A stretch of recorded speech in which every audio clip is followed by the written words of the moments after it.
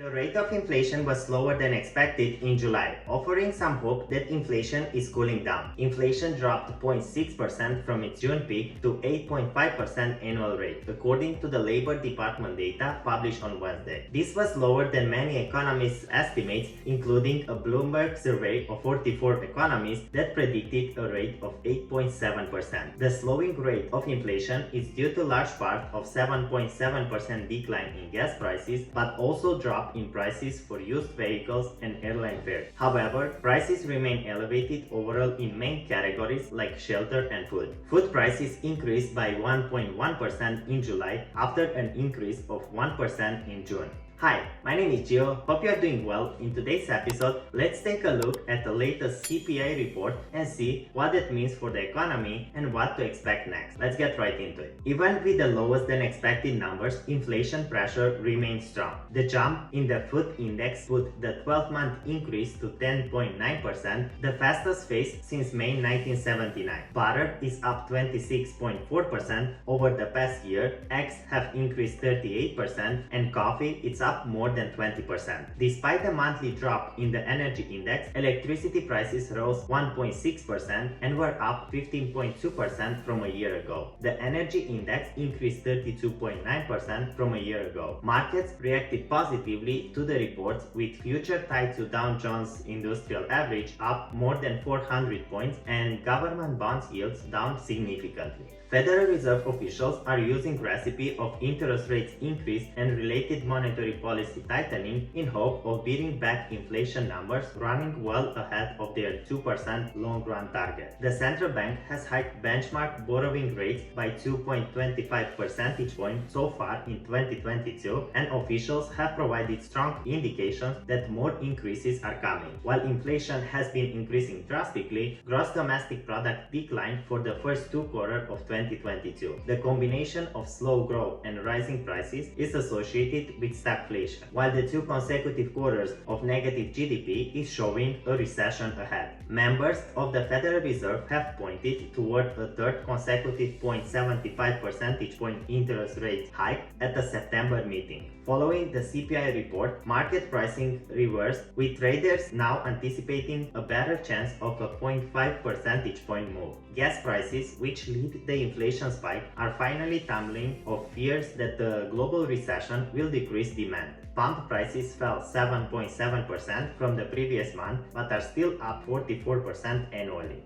Unleaded regular average is $4.03 in mid-August, down from $4.70 a month ago. Further decline are likely coming, looking at the future market. Grocery prices increased by 1.3% from June and are up 13.1% over the past year. Recent decline in the price of wheat, corn, and other commodities amid recession concern are expected to push down food prices. Unfortunately, it takes time for shoppers to seize in their grocery bills. At the same time, war in Ukraine is sending food prices higher by disrupting fertilizer shipment and driving up the commodities cost for farmers. In July, cereal prices increased 2% from the previous month and 16.4% from 12 months ago. Chicken costs increased by 1.4% and are up 17.6% yearly, and eggs shot up 4.3% and 38% from a year ago. There were some positive signs too. Ham prices fell 1% and beef prices were unchanged following a 2.3% drop in June. Restaurant tops, however, kept climbing, rising 0.7% and 7.6% annually, and the trend is starting to affect high-income households. Earlier this year, inflation was mostly squeezing Americans earning less than $50,000, says John Lees, chief economist of Morning Consultant. Other price trends were mixed last month. Rent increased 0.4% monthly and 6.3% over the past year as landlords offset a surge in housing sale prices. Medical care increased 0.4% and 5.1% yearly, and new vehicle costs increased 0.6% and 10.4% annually, while used cars prices dropped 0.4% and apparel price dipped 0.1%. Summer travelers got more good news as airline fares declined for the second straight month at 7.8%, but prices are still up 27.7% from a year ago. And hotel rates were down 2.7% after a 2.8% drop the previous month. Now the question is, how much will the Fed raise the interest rates? Fed Chair Jeremy Powell has said the central banks need to see clear and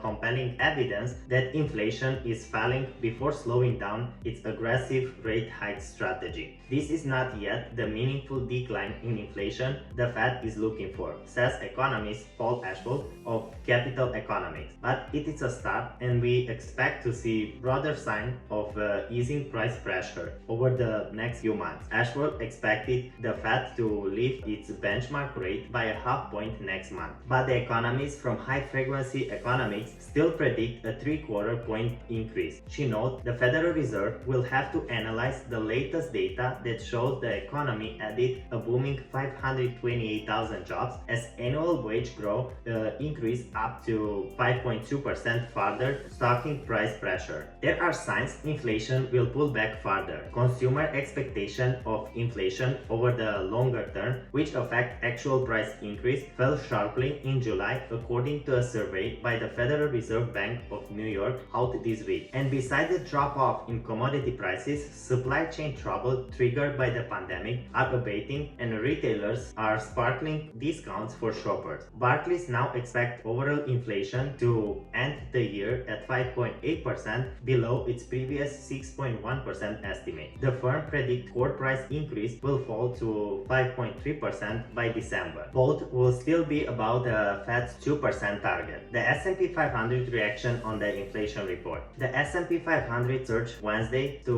levels not seen since early May as the comeback rally reached new highs. The benchmark is now up 15% from its mid-June low as investors bet inflation is peaking and the Federal Reserve will eventually slow its intensity of rate hikes. After sliding into a bear market, the S&P 500 has now cut its losses for 2022 to 12%. The index is 13% off its all-time high reached in January. Key takeaways. Overall, slightly better than expected. Forecasts were calling for some moderation in the headline measure given the recent pullback in energy prices, but the sharper deceleration in core inflation came as good news. Fed Chairman Jeremy Powell said last month that the central bank may slow rate hikes at some point to assess the impact of tightening on inflation and the economy. However, things aren't at that point yet, according to the Goldman Sachs. Economist says it is important the Federal Reserve sees inflation slowing down, but this is just one report, and the Fed will also be looking at the next job report for August and the August CPI before it